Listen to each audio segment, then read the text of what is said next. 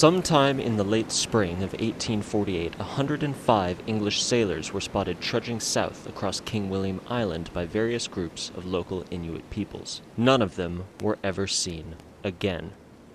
Contemporary reports from the island's native inhabitants described wraith-like beings, blue to the eye and cold to the touch, who would not eat what food they were offered, but instead ate each other in their desperate, confused attempts to survive. Modern DNA and skeletal analysis helps to confirm the same. These men died cold, alone, and unable to request help from the native populations of the lands they traveled, be it through prejudice, language barriers, or hysteria. And their disappearance has widely remained a mystery to Western audiences for nearly 2 centuries. This is what we know as the reality of the Franklin expedition's final days. On the day they set out from Disco Bay in our history books, the men of HMS's Erebus and Terror are doomed by the strange confluence of contemporary misfortune and 178 years of unnavigable distance. Their lot is that of tragedy, and the HBO anthology series The Terror makes this very apparent from the outset. Episode 1 opens with Sir James Ross being told that the Franklin expedition, to a man, has died. They are gone, and there is no point to try to search for them. Of course, this creates a mystery as to what happened to these people, but that isn't really the main operative issue yet. The real question that I asked myself before watching this series is this: why should I care what goes on in the narrative? I know that sounds crass, but that's exactly what happened. The show was mentioned in passing in what might have been a Curious Archive bit or maybe a Backlogs video, so I looked it up and saw it was based on a book by Dan Simmons, and I was like, ooh, I like Dan Simmons. So I looked up a brief synopsis of the story, back of the book type shit, and a lot of the wind rushed out of my sails. I didn't like that it was historical fiction, which isn't a bad genre in and of itself. I just don't usually go for it. My main issue with it was that the narrative was based around real people. I have found that answering a historical mystery with, ghosts did it, usually sits pretty snugly with pseudo-Scientological conspiracy theories, which, as a whole, are things I go out of my way to try and not fuck with. So I didn't like the idea of the premise at large. Besides, that ending is a foregone conclusion, so why should I spend my time learning about how the fictionalized version played out? Well, because despite this being a supernatural horror mystery series, the most insidious part of The Terror is that it makes you care viscerally for the people you are watching on screen while continuously reminding you there is nothing you can do to save them. Are you ready? Are you prepared to face the cold? Are you certain you know what it means to walk? You're not, and no matter what you tell yourself, you never will be.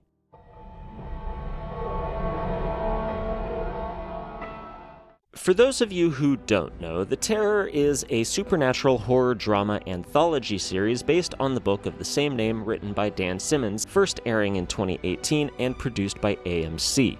Think American Horror Story, but good. Season 1 boasts a cast typical of recent prestige dramas, with the likes of Jared Harris and Ciarán Hinds taking lead roles within the narrative, and is generally considered to be some of the best television of the later 2010s. By the people who actually watched it. That's not to say that it doesn't have flaws. I will address those later, but more to let you know that on a technical level, there was a lot going right for The Terror's first season. The acting is great, the costuming is great. The sets look amazing, despite the fact that much of the show takes place on a literal frozen ice sheet. The camera work is good, what you'd expect from big-budget television, and when it's allowed to shine, it helps to create some truly unforgettable moments. You don't really care about that, though? Well, some of you might, but it's not why you're here. This is a channel that purportedly engages in metatextual analysis, after all. My videos are supposedly 2 parts literary theory for every 3 parts shitpost. I talk about themes and complain about hack writers and tell dick jokes. With that in mind, why should you care if some AMC slop actually looks good? Because in a visual medium, while a stellar story is capable of transcending bad production, it is generally best not to hamstring a narrative with poor production quality if you want to maximize viewer retention. Ideally, you would want the lighting, sound, camera work, effects, etc. to elevate what you're viewing, and believe me, the terror does on some occasions. Having large swaths of these aspects be serviceable is completely fine for most audiences, especially in a slow burn story like this one. With that in mind, what exactly is this story trying to say? What is all those millions of dollars in production value being spent in service of? In essence, the terror at large is about the necessity of acknowledging other people's humanity, especially in times of adversity and suffering. It is about taking you to the end of the world, stripping you of rank, resources, health, and honor, and telling you to treat the people around you with dignity all the same. It forces you to reconcile with one simple truth. Even if nothing is going to turn out okay, there is still a way to treat your fellow human beings. Now, let's see how this message is embodied.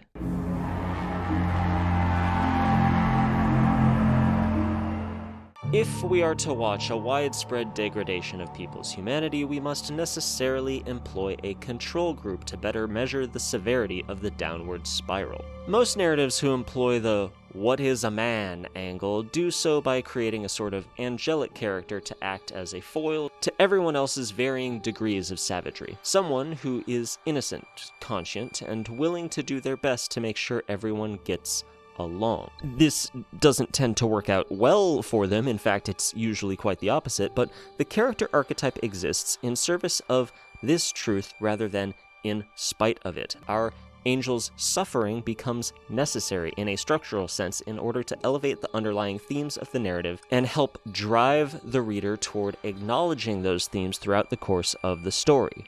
Therefore, just as Lord of the Flies has Piggy, so too does the terror have Dr. Goodsir. Our mild-mannered and extremely poignantly named surgeon is a constant rock of humanity in the 3 years that we know him. He makes promises to the dying and does whatever he can to keep them, attempts to learn a new language in order to help a woman who the more xenophobically minded sailors would call the enemy, and actively researches the illness ravaging its way through the crew, all in the hopes of saving as many lives as possible. He is a surgeon, scientifically minded and willing to do some dirty work, but always with the intention of upholding the dignity of his fellow human beings. So when we see him like this,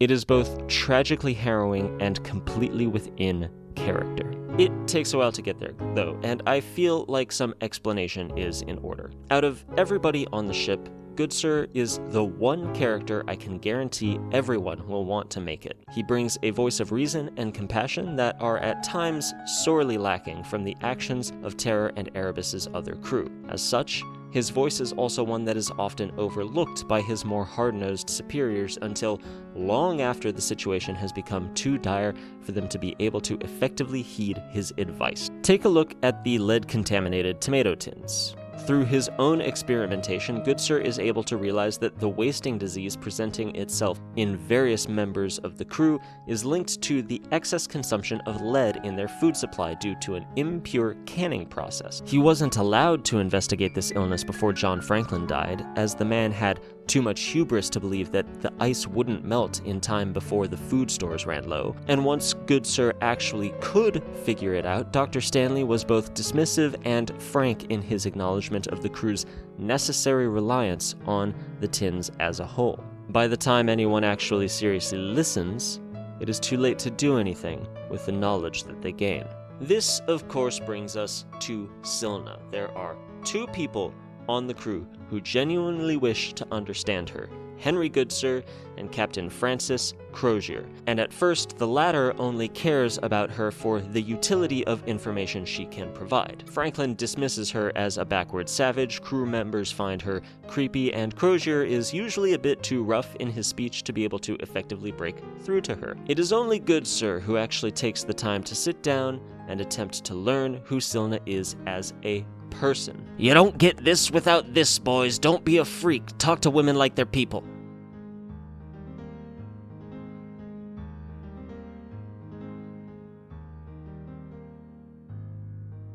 He, of course, is the one to start unraveling what the Tunbach is, but once again, all of this is too little, too late. Maybe if Franklin hadn't thrown Silna's father in the hole, maybe if Kroer had been a little less drunk, maybe if Fitzjames had been able to better resolve his initial squabbles with Kroer, things could have turned out differently. But by the time any of the members of Silna's tribe could have helped the crew of Terror, Hickey had already infected their minds with lies about native savages. Which brings us again to this. Henry Goodsir kills himself in an attempt to murder Cornelius Hickey and the cannibalistic mutineers who follow him. This is an act of radical humanitarianism. Goodsir understands that Hickey and his ilk have foregone any attempt at treating their fellow humans as people, and that if some piece of humanity is to survive long enough to find salvation, then the mutineers must die for the rest of the crew's greater good. So, he poisons himself in an attempt to do in death that which he could not in life, make a positive change for the good of the people around him. It is only after he is gone that any semblance of human order finally breaks apart.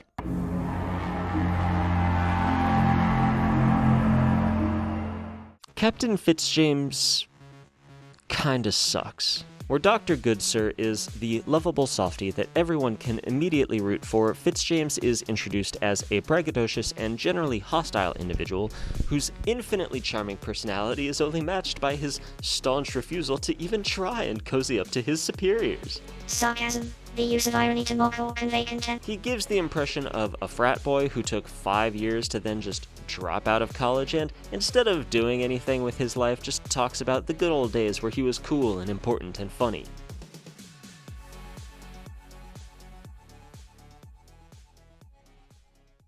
I got my degree.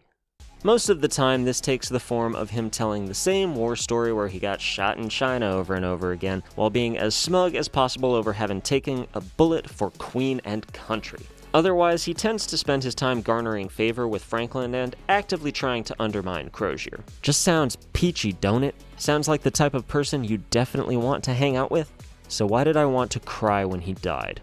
I think Fitzjames's arc is both the crux and a perfect example of how horrific this story is at its core. In a story structured like this one, the ferocious ancient spirit monster isn't actually the thing that should frighten us while watching Franklin's doomed crew. Instead, the real thing you need to worry about is how this show uses your empathy against you. Just like most of the rest of these characters, we know Fitzjames for about 3 years, and in that time we watch him transform from an arrogant man of import and rank to a clear-headed, if occasionally combative ally, and then finally to a frail, sickly friend who we are forced to watch die as a result of scurvy and exposure. You do not notice this transformation as it takes place, and you feel his loss intimately when you finally realize what has happened. This is because, at his core, Fitzjames is a good man who cares about his crew, but is also driven almost solely by a desire to make a name for himself as a result of his upbringing. You see, Fitzjames is the bastard son of Sir James Gambier, the former British consul general in Rio de Janeiro, and from what I can tell, this seemed to be an open secret amongst British nobility. The inability to rely on his family's money while also having to bear the social weight of both his father and grandfather's infamy, it's a whole thing, they were bad at their jobs, led him to take risks, act action hero suave, and take every opportunity to boost his reputation.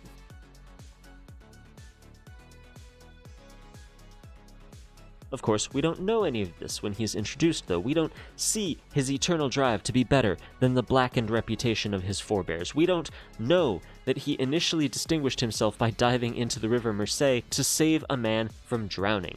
All we see is the mask of cool importance that he presents in social settings, the pompous young captain bragging about his exploits in the Orient. But the more you get to know James Fitzjames, a name he himself admits is derived from nothing, the more you see him as the complex and thoughtful leader he really is. I'd say episode 6 is when I noticed I'd started to turn my thoughts on Fitzjames around. With Kroer running through DTs and crew morale untenably low, he's forced to make the decision that should have been made over a year prior. They are going to have to walk out of the Arctic Circle. Rather than simply announce this and face the consequences of people's opinions on the matter, he sits down with Blanky and asks for advice. Is this somewhat self-serving? Yes. Keep in mind that the possibility of mutiny is a prime concern with the walk they must still take. However, in this exact scene where he is planning a festival, Fitzjames is juxtaposed with the naval explorer John Ross, a man of both controversy and renown who Blanky claims was a terror, no pun intended, to the point that they considered killing him while walking to Fury Bay. The point of the scene is to say that if Ross were in the situation Fitzjames was in, his brutality likely wouldn't have helped them survive. The only hope the Franklin expedition has is to treat the members of the crew with as much compassion as the situation can allow. Anything less than acknowledging their humanity will all but guarantee disaster. Once again, this comes too little too late. Dr. Stanley has already begun suffering from suicidal paranoia at this point, and Hickey is already planning to leave most of the crew for dead. But the reveal of character is the most important piece. It allows us to see the more involved and sensitive person underneath Fitzjames' great captain veneer. So much so that when Stanley tries to burn the crew alive and Hickey kills MacDonald, the catastrophic failure of Fitzjames' carnival is felt like a failure of our own. We want it to work so much and have been giving just enough hope to believe it might, that when it is ripped away, we feel even worse for having witnessed Fitzjames try and fail than we would have if the crew had just started walking. For by this point in the story, we have learned to love these men as if they were our brothers. We have learned to love them just as Captain Kroer does.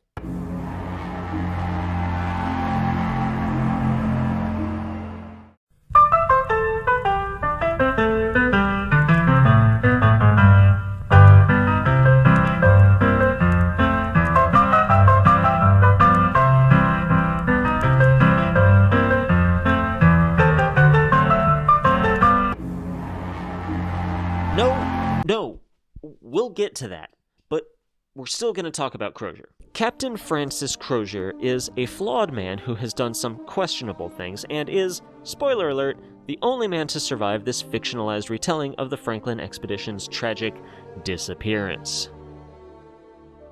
While some may consider this to be a hopeful ending, hey, at least someone made it out right, I would posit that this is quite possibly the most horrific ending in any character's story. While we're over here faffing about, theorizing over Tunbach lore, and whether or not Kroer has married into the Netzelik, Terror's captain is actively exiling himself after losing 123 people he considered to be like family, all of whom he would be quick to refer to as good men. Hickey doesn't count, and is not included in my tally. His failure, and through understanding this character you will know he considers himself to be a failure, to effectively ensure the survival of his crew must weigh deeply on his soul. Every waking moment of his post-expedition existence is a constant reminder of both that which he has lost and his own faults as a captain. Almost everything that we see Kroer do within this show is in service of the survival and benefit of the men that he commands. He fights to send an expedition to find help,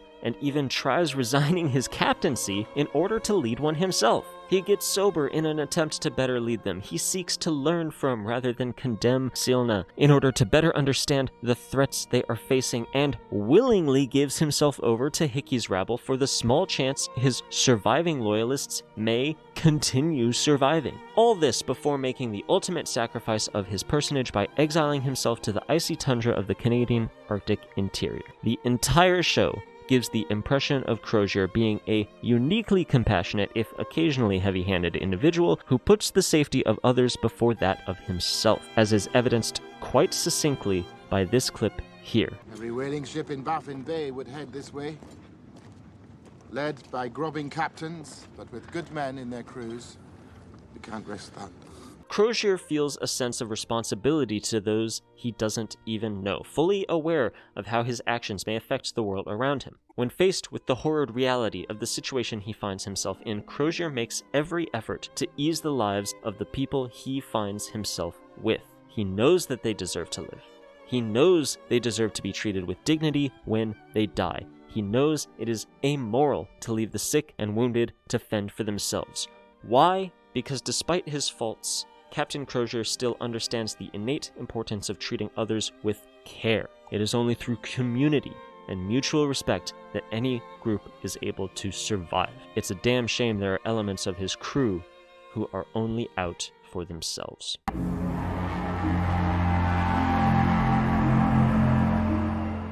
I am not a queer literary theorist. Don't look at that. That is to say, I do not have a great deal of experience engaging in queer literary theory. The majority of topics that I approach on this channel are examined through the lens of left-wing economic philosophy, though I have been told I engage in post-structuralist analysis from time to time.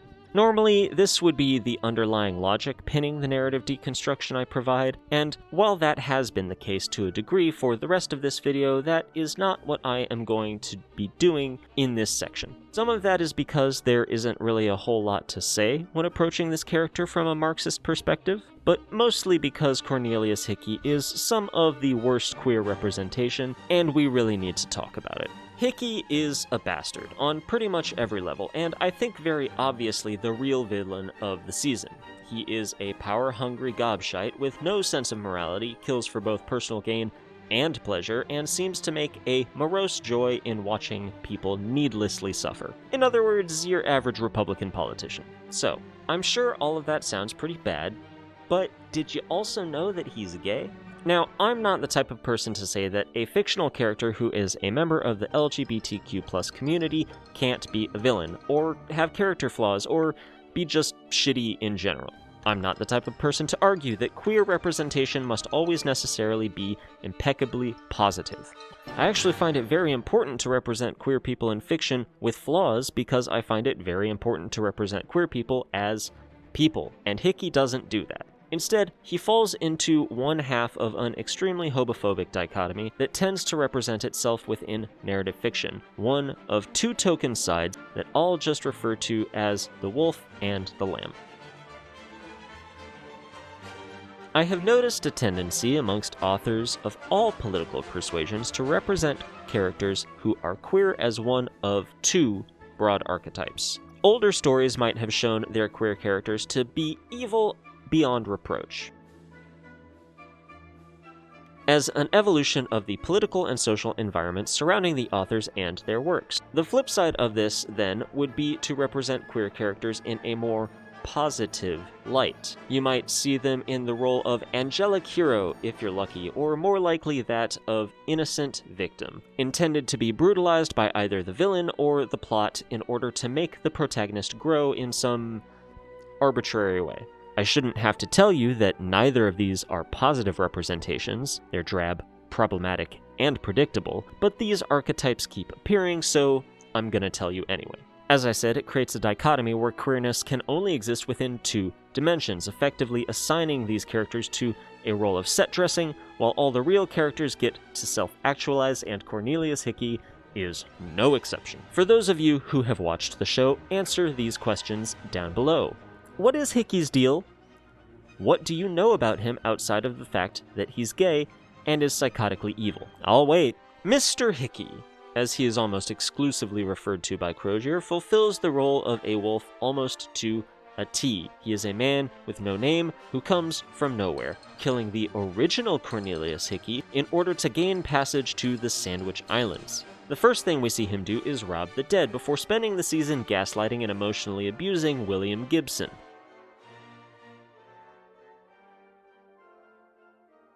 He is portrayed as a monster, wearing a human face. He has no redeemable qualities, and will always choose whichever option is best to make him seem like an even more horrible person. Now, some people might argue that Hickey's actions fit into the themes of the narrative, that he needs to act as a narrative counterweight to Kroer, that he shows the depravity that this situation can lead people to. No. It would be one thing if he were just a shitheel, evil for the sake of being evil and wanting power, but the writers decided to make him gay, and in so doing created a travesty of representation that is actively harmful in its presentation. This guy sucks. And it's not even that this show can't do decent representation. Just look at Pegler and Bridgens. They're obviously a couple. All of their scenes are written as if it is so. Bridgens fucking kills himself out of grief after Pegler dies of scurvy, so what the hell is going on with Cornelius? Why are he and Gibson the only characters out to the audience? What the hell is going on?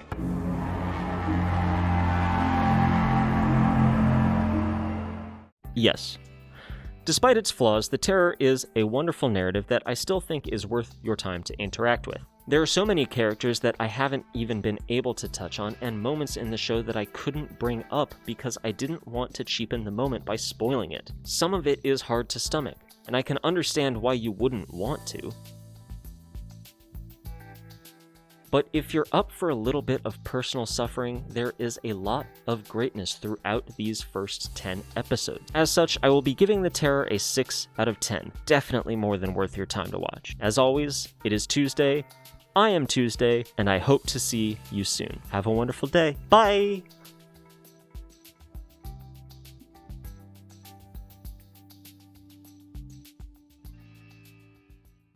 Normally, I would add a joke here, but I wanted to take a moment to tell you all something instead.